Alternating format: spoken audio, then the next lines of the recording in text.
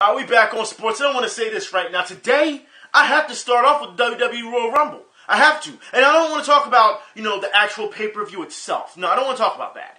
I don't want to talk about how people perform. No, I don't want to talk about that. I want to talk about how fans reacted when they didn't get their way. Now look, if you watch wrestling, that's fine. If you don't watch wrestling, that's fine. I'm not going to judge anybody for watching or not watching it, okay? However, I will say this. The way fans have acted over this issue is ridiculous. So we're going to get into this. I have something to show y'all that's going to be like, are you... Yeah! Alright, I'm going to keep it 100 today. Seriously, I'm going to keep it 100. We got to talk about this, okay? So it's the first thing at the gate.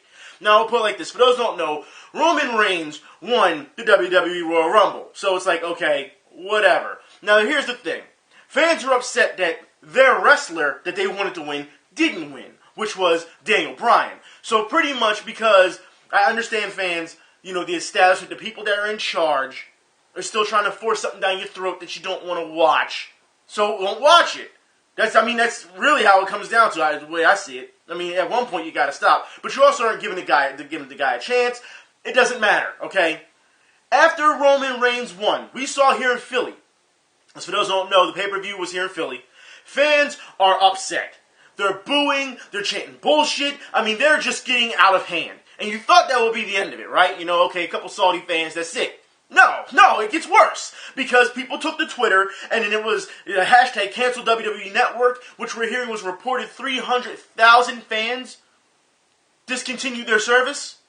Now, I think it's pretty funny that you would go that far, alright? But it gets worse. Yes, it gets worse. Now, for those who don't know what I'm talking about, after Roman Reigns won the Royal Rumble, fans started rioting in the streets. That's right. Now, I'm going to say this now. I'm giving you a warning because I'm going to show you, alright? This video is loud, there's car alarms, there's explosions, there's all this type of stuff going on. This is over a guy winning the Royal Rumble. Wrestling, this is over a guy. Let's just run it right now so you can see what I'm talking about.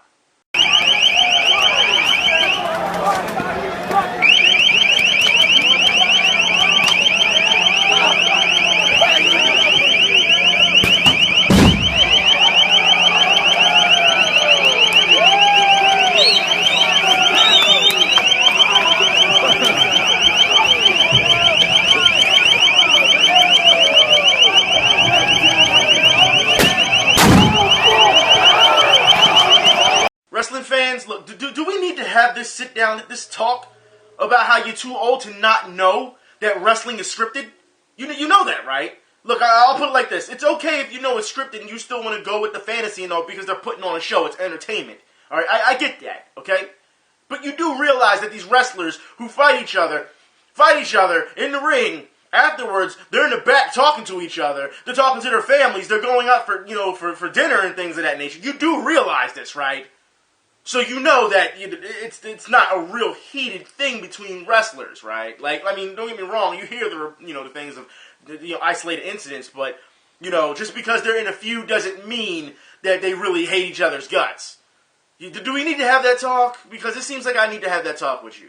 Because if you're rioting over something like this, and I'm going to keep it 100. Because for those who have never been to Philadelphia, especially in the summertime, if you're in the right places, or some of you can say consider it the wrong places, this is nothing compared to what you see in the summertime, especially during around July 4th. We're seeing people throwing around M90s all the time, people pulling out their guns and shooting all the time. This is an every night thing. So to see this go down, and there's really no police presence, so to see the police step in that issue, I understand, because it's a big mob at that point. But you've got to be kidding me that you took this opportunity because some guy won the Royal Rumble to riot. Or was that just an excuse for you to riot? Because that's what the video said. The video said, this is because of the Royal Rumble. Is that what you're telling me? That's absolutely ridiculous. If you need an excuse, then like I said, then call it an excuse. If you just wanted to, mess things up. But you do understand that you caused a dangerous situation there, right? Because of some guy that won a match that was scripted. You get that, right? And I'll put it like this. I know I need to say this because it's probably, since already through this video, people have probably already typed, but it's not all us wrestling fans. Just stop, okay? I understand it's not all of you. I understand that all of you don't agree with this, okay? But you know that, when people say wrestling fans, it's going to come back to you. Everything positive that you do and you take credit for that, then you also got to take the negative. I know that there's a number of you who don't agree with that. I know there's a number of you that say this is disgusting and things of that nature. But I can't keep pointing individually and say, I know you don't, and I know you don't, and I know. I can't do that because I don't know all of you. But you get what I'm saying. So when I say wrestling fans, I'm just saying fan base in general. This is, that's absolutely ridiculous. Like I said, though, in Philadelphia, but like I said, during the summertime, you see this a lot. New Year's Eve, you'll see it a lot too, but not as much because it's so cold, so people are out partying anyway. They're not usually using their guns as much. But definitely in the summertime here in Philadelphia, you will see 10 times worse than this. Definitely. It's hot out. People, you see it a lot. So, like I said, I'm going to keep it 100 today on this, So for them to riot over something like this and see causing this type of dangerous situation, I'm used to seeing worse and being, because like I said, when you live down those type of areas, you're not really involved unless you're really active in throwing stuff, but you're still in the midst of it all. So, like I said, even if you're just trying to go to sleep, it don't stop for a long time.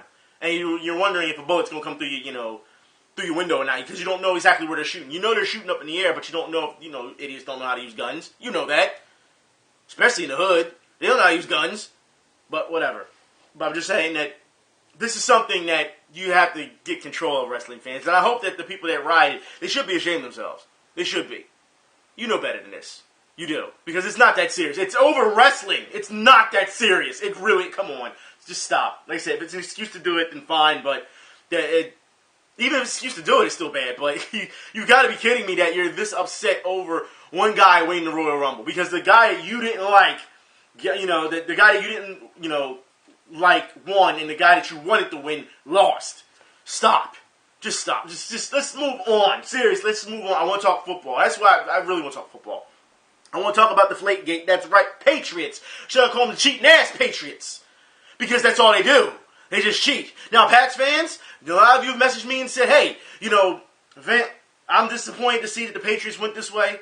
Look, when the Patriots fans know that that their team is lying and say, hey, look, there's no excuse, all right? Bill Belichick knew. Tom Brady knew. If you saw what Tom Brady was saying, clearly he knew. And he tried to lie his way out of it, and it didn't work. Because no one bought it. No one did. And it's sad to see that Tom Brady, multiple Super Bowl winning quarterback, who will be considered a Hall of Famer eventually, comes out and says that the accusations of DeflateGate hurt his feelings.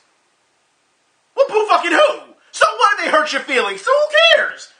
I cannot believe that we have quarterbacks now on stands doing media pressers talking about their feelings being hurt.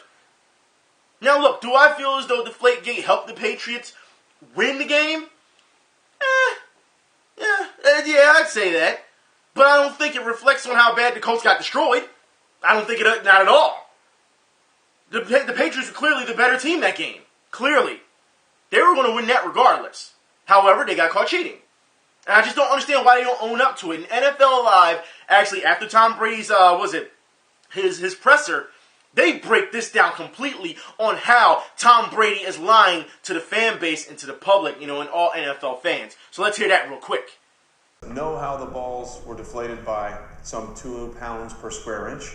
I'm going to ask you guys the same question I asked you guys when Bill Belichick had his press conference this morning. I said, did you believe what he had to say? Let me ask you guys the same question with Tom Brady. Did you believe what he had to say? I did not believe what Tom had to say. Those balls were deflated. Somebody had to do it.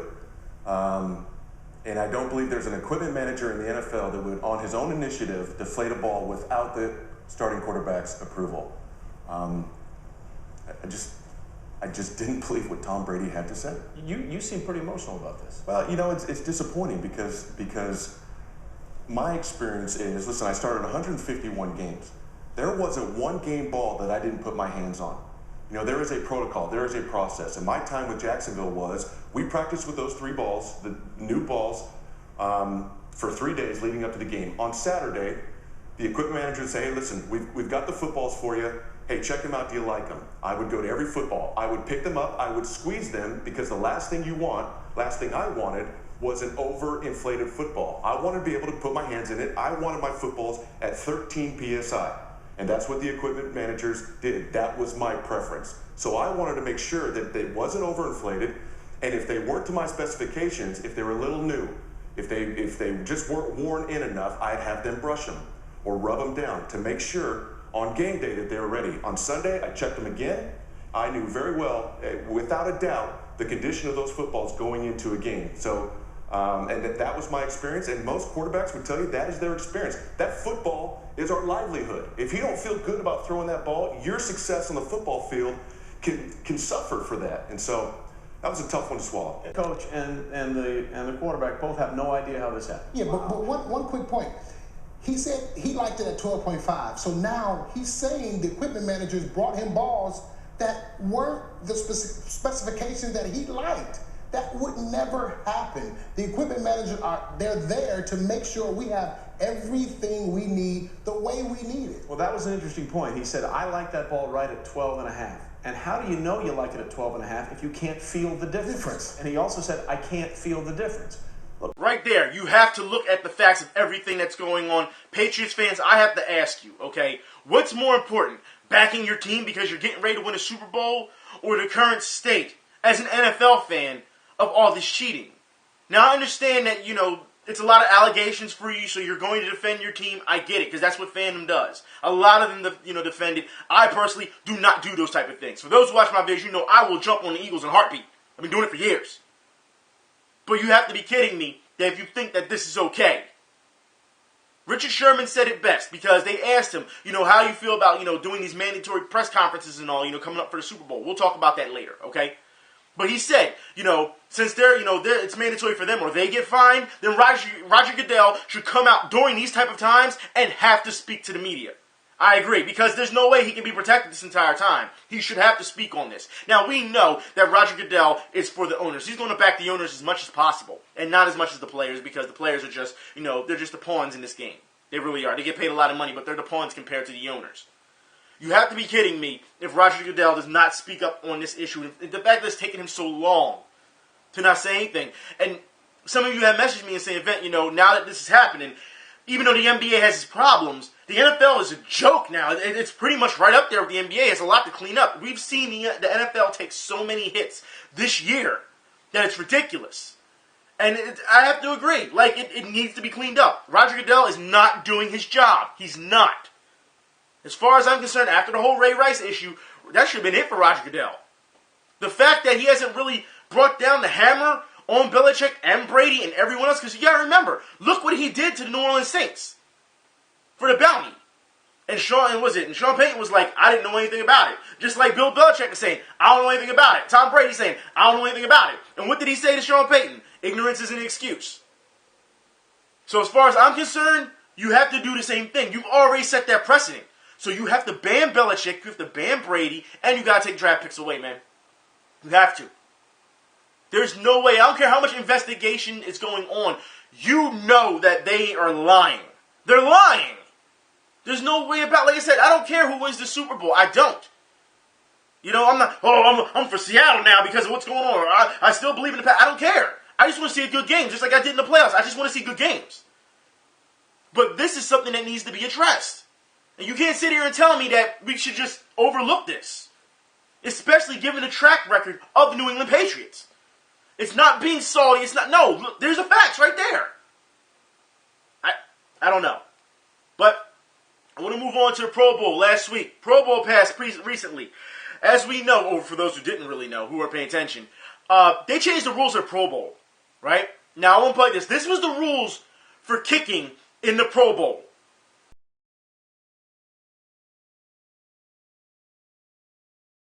And these were the rules for clock and possession.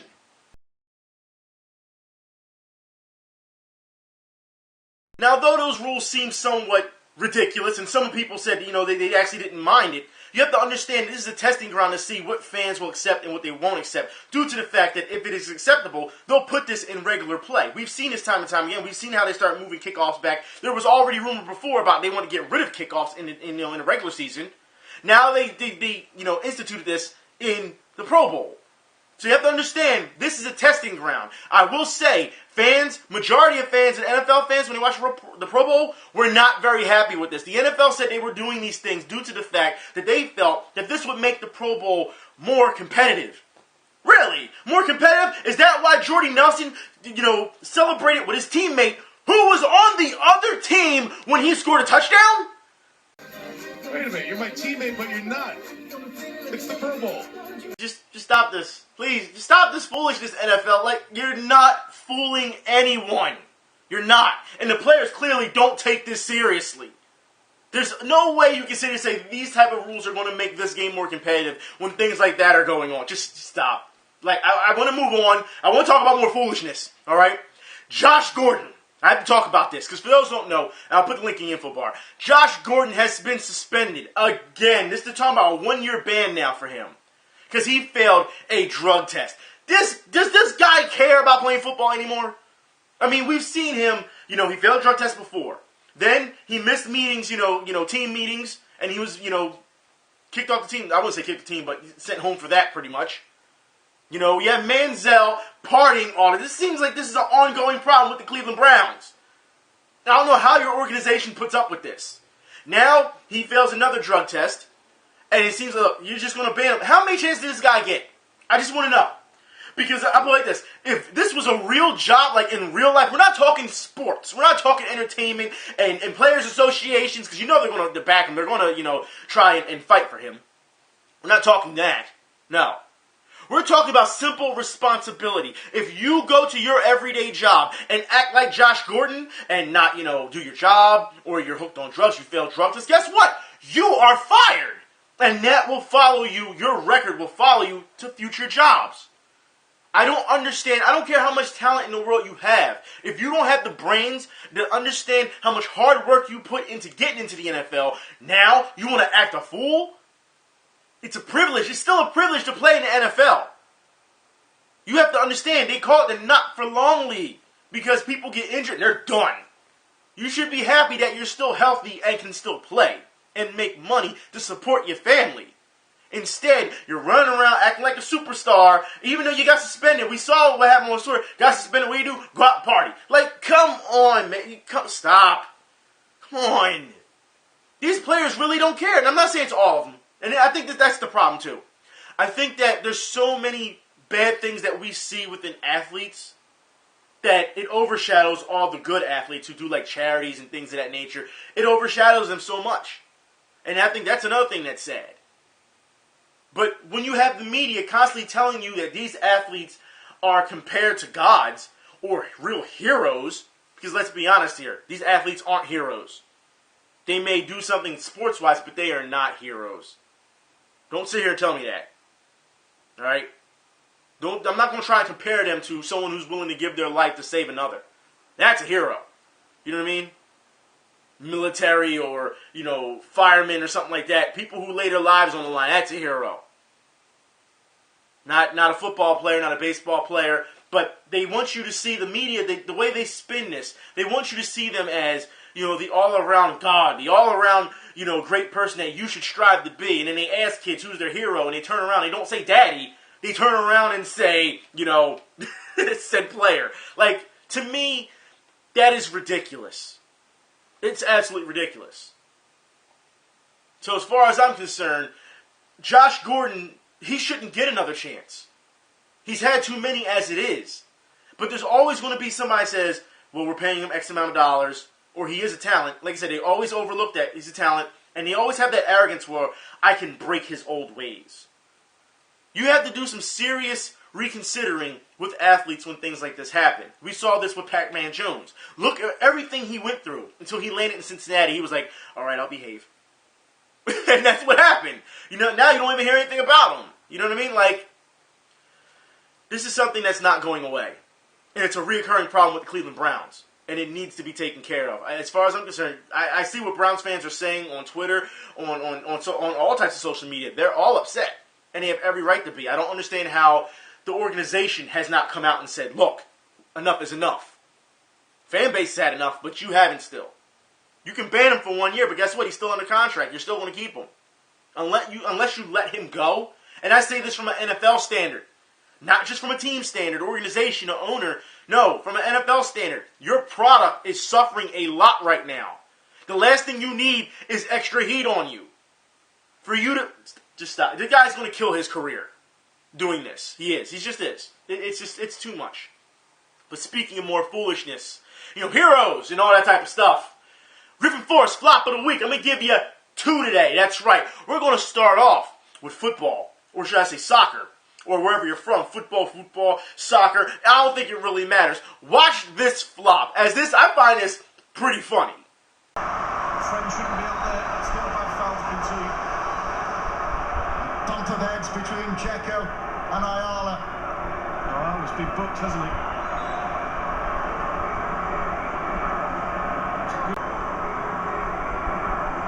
It's a good one to concede, but... Even though I still find that funny because it's not the worst I've seen this week. No, it's not. I just find it's a little bit of embellishment there. But the worst I've seen, college basketball. Yeah. Hello again. We meet again. You've been on the Griffin Force flop of the week for quite consistently now for a previous, I'd say, 1 or 2 months now, haven't you, college basketball? For those who don't know what I'm talking about, college basketball. Watch this foul as a player near the halftime tries to run up and shoot the ball, and the guy swipes at the ball, and the guy completely flops. And here's the problem with this scene, okay? Not only is it clearly a flop, all right, but the guy draws a foul, not just any foul, but a flagrant foul. That's right. Let's watch this flop of the week, because this is where it gets bad. So you see the time now. We got it up in the corner. I think DePaul is going to shoot 2 free throws. I think DePaul is going to shoot 2 free throws when they come back. The fans are so upset at the call that they start booing the refs and begin to chant, "Take his whistle." Call will stick. Good point. Maybe the time ran out.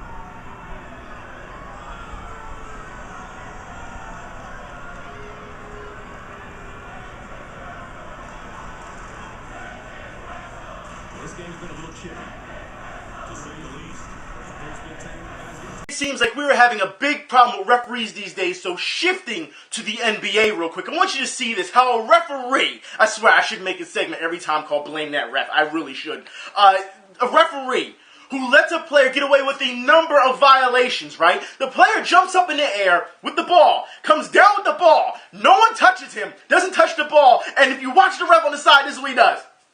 Trying to say that the guy touched the ball and give the player a free pass. You've got to be kidding me, ref. Nick's lead has been cut to 2. Here's Thomas driving on Jefferson. Bottled up. Whoa. Nick's lead has been cut to 2. Here's Thomas driving on Jefferson. Bottled up. Whoa. The number of traveling in this video is ridiculous. Coming off your pivot foot up and stop. Come on, ref. You know you wrong. Just call the game straight up. Why can't you do that? Why is it so hard for you to do that? You're looking right at the play. It's not like, you're a pair of eyes that's got to look at other pieces of the court because you have other refs to do that. No, you're looking specifically at this play, and you still can't make the right call. Or should I say, calls. Come on, NBA. You're killing me. You are. Speaking of killing me, NBA, Sixers. Yeah, I'll put the link in the info bar for those who do not know. I will say this now. All right? Philadelphia media, why do you keep trying to promote that the Sixers are promising? Have you seen their record? All right? You do know, and I'm going to put the link in the info bar to it, because they have a promising future. You do realize, and I'll say this, by the numbers, that the Sixers are on pace to have the worst record in the NBA, right? But they're promising. Are you serious? Whoever keeps getting these, I don't know if they're payouts or whatever, but you cannot sit here and keep pushing this false hope on Philadelphia fans. You can't. It's ridiculous. But leave it up to the newspaper. And this is why I said Philly media. It seems like you guys talk about sports without actually knowing sports. You do jobs without knowing the jobs. It's like almost like you don't know anything and you take the job anyway simply because it's a paycheck and you want to write. But you can't sit here and tell me that this is promising. We've seen too much that have happened throughout this season. Now Tony Roten has a bad, rotator cuff or whatever? He's hurt. Yeah, stop shooting the ball. Same thing with Kobe Bryant. Now he got a bad rotator cuff. You got Michael Carter-Williams, who's not starting now most of the time. He's hurt. He's not, I guess they're just trying to push him out lengthy, just trying to say, hey, just take your, time because, let's be honest, you're not making the playoffs. You're not. So I guess I understand why, they're sitting down Michael Carter-Williams for a number of games at times. You want to keep him, in motion, but you don't want to burn him out. throughout the season. You still got, 33 games to go or something like that? No, I think it's more than that, isn't it? Yeah, I'm thinking the Flyers. The Flyers have 33 games more, was it? So, yeah, anyways. But the Sixers, you have to understand that there's no way that this is okay to put a product, and this is why you're suffering when it comes to merchandise sales. All right? There's no way that you can keep asking this much money in merchandise and tickets and expect to put that on the court. Now you got guys you never heard of. Drew 2 is out there now. That's why I call him Drew 2. Drew 2 is Drew the second, but I call him Drew 2 because that's what's on his jersey. And it's like, you've got to be kidding me. You see these guys play Covington, and Covington is horrible. Like, the way these guys play, it's not a team. It's not. No one distributes the ball. No one sets up for plays. I don't know what Nerlens Noel is doing. He started out really good in Summer League, and then he just, I don't know if it's like that rookie burnout, near coming in the end of the season or whatever. I don't know if that's it.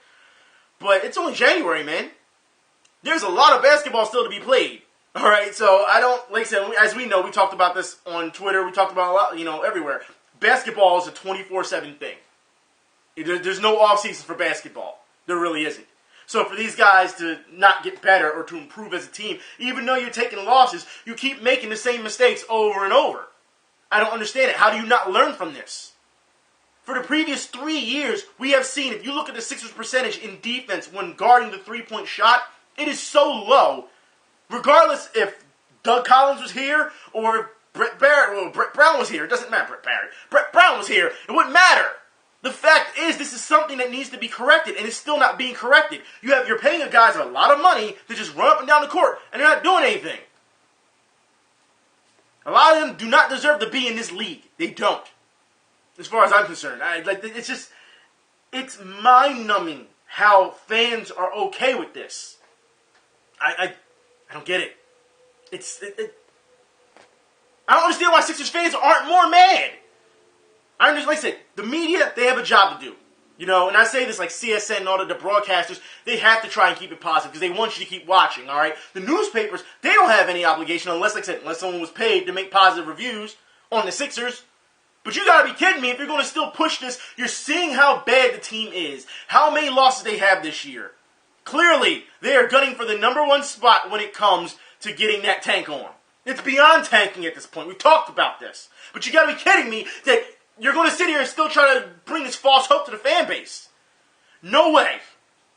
Still, Andrei Kirilenko has not shown up in Philadelphia. You understand that, right? You traded for him, he's still not there. The moves that have been made, it's sad. It's ridiculous. I don't understand how anyone can watch this product. I watch it seriously, at this point, I watch the Sixers for laughs. College basketball is more competitive. Even though they're flopping, it's more competitive as far as I'm concerned. Speaking of competitive, I want to move on. I want to talk about UFC. I want to talk about Rumble Johnson versus Gustafson. Let's get this out the way. First off, this was a mauling. It really was. I don't know what they were thinking putting this fight together due to the fact that Gustafson, I understand, he fought John Jones. Rumble Johnson made such short work of Gustafson. I don't know whether to believe in Johnson, and we've seen his fights, his previous couple of fights. He's like, guy comes on strong, he stalks you, he has no fear. You see it. We saw how he handled Phil Davis. Alright? Now we see Gustafson. What he did should put legit concern into John Jones, because Rumble Johnson did something that John Jones couldn't do. He took out Gustafson in one round that John Bones Jones couldn't do in 5. He won off a decision, which was a controversial decision, and a lot of people still feel Gustafson won that. But Rumble Johnson made it very clear in the first round that he's the guy to beat. John Jones has a mountain to climb. And the fact that now he's still on his, hiatus when it comes to with the drug thing. And some of you told me that he was fined $25,000 for being hooked on drugs. And I'm thinking to myself, that's still not enough. It's not. Like I said, you fired fighters for less. You've banned fighters for less. I understand he's the golden boy, but come on, you gotta be kidding me, UFC. Come on, Dana, you gotta do better than that, man. Set this fight up as fast as possible. Have John Jones back in training, because like he said he was gonna start training, right after the Cormier fight. So now, pretty much, the top 5 it's Jones, Gustafson, Johnson, Cormier, and Evans, right? I believe. So that's the top 5 when it comes to those guys. This is ridiculous. It is. Just have this fight already. Just get it over and done with as far as I'm concerned. Because, I don't see... If John Jones goes into this fight the same way he prepares for other fighters and try to use distance, this guy's a stalker. He's not going to have that. Unless you have him miss a big swing, you know what I mean? Miss a big hook or something, and you catch him with one of your elbows or something. That's it. I don't see you winning this fight, standing up. I really don't. You're going to take this man to the ground. I seriously do not see John Jones winning this fight standing up, regardless of how great of a striker he is, how long he is. I get those things. The only thing I can say in John Jones' defense, if Johnson loses, I would hate to see, and we see it all the time, fighters fight their fight, then they get in front of John Jones, and you see them freeze, and they become a different fighter. Completely different fighter. And it's like, that if you see that with Rumble Johnson, expect Jones to win. Because you'll be able to tell within those first couple seconds if that's that comfort zone is going. Cormier did the same thing. At first he started off kind of hot, he stayed inside, but he wants to get to the wrestling. He never got the wrestling into it. And then he took off the 4th round and was like, okay, this is done, because he wasn't in his element anymore. He just wasn't. He wasn't the fighter that we've seen. We're going back from him fighting Bigfoot Silva to all these other guys. He wasn't the fighter that we're used to seeing. So John Jones still has that presence of, I'm a champion, you have to respect me. But Rumble Johnson seems very hungry. And if he has that mentality where he's going to keep coming at you and he's going to have no fear, he can win this fight. He can. Anyways, I'm done for the day. I'm done. Super Bowl, real quick. Just want to say that I don't care who wins, but I think that Seattle's defense is going to carry them. I really think they are. All right? Patriots have to establish their running game if they want to have a chance to win this game. That's what I'll say. Tom Brady can throw the ball all he wants, but that secondary is not going to let Tom Brady just pick him apart like that. That's not how it works. You really have to establish your running game. I will be looking for the media to talk about DeflateGate for the rest of the week. I do not care about the Super Bowl halftime show due to the fact that, what does Katy Perry want from us? Seriously, I look at Katy Perry like Peter Griffin looks at Christina Aguilera. Okay, you're here. What do you want from me? Is she gorgeous? I think she's hot, but what does that matter? I don't care if you bring Lenny Kravitz on stage. I don't care about all this type. It's it means nothing to me. You can't sit and try to keep making family-friendly, setups when you're watching guys be pretty savage to each other. It's the same thing what happens with hockey. We just talked about this last night on Twitter on hockey. You can't say it's a family-friendly environment when you got guys punching each other in the face and spending 5 minutes in a box. Can't do that. That's not the type of crowd it is. Even though they try to lure you with, certain stadium music and the way they, produce things, they want to make it seem family-friendly. But when you see those guys hitting in football, and I mean they're savagely hitting the hell out of each other, that's not family-friendly. They're hitting the hell out of each other. Guys are getting hurt.